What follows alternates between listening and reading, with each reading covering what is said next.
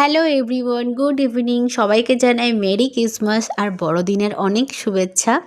তো আমি তোমাদের সাথে একটা সন্ধ্যেবেলার মিনি ব্লগ শেয়ার করব আজকে। তো রাতেরবেলা আমি রান্নাবান্না করছিলাম, তখন 8:30 নাগাদ বাজে। তারপরে আমার হাজব্যান্ড বাড়িতে আসে, ও একটা কেক নিয়ে এসেছিলো, সেটাই আমরা খেয়েছি। তো খাওয়া দাওয়া করে রাতের 9:30টার সময় আমার রান্না কমপ্লিট হয়। তখন আমি ওকে বলি, চলো আজকে একটু বাইরের দিকে যাই, সবাই তো ঘুরতে যাচ্ছে বড়দিনের স্পেশাল। তো সাপুরজিতে আমাদের ওখানে একটা মেলা হচ্ছিল। মেলাটা আজকেই ওপেনিং হয়েছে, মানে 25 ডিসেম্বর। মেলাটা চলবে 27 জানুয়ারি পর্যন্ত। তো ওখানেই আমরা দুজনে একটু গেছিলাম, ঘুরে দেখছিলাম কত রকমের দোকান বসেছে।